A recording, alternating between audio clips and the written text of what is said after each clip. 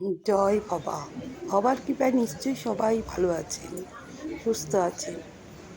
আমি কয়েকদিন আগে ইস্কন মন্দিরে গেছিলাম একাদশীর দিন।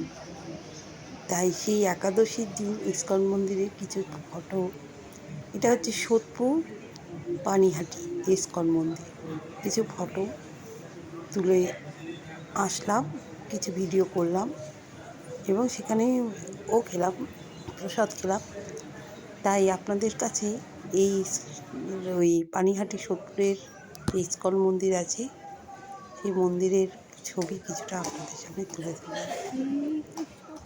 আপনারা দেখুন, আমিও দেখি। জয় বাবা, সবাই ভালো থাকবে। হ্যাঁ, রাধাকৃষ্ণ না? হ্যাঁ।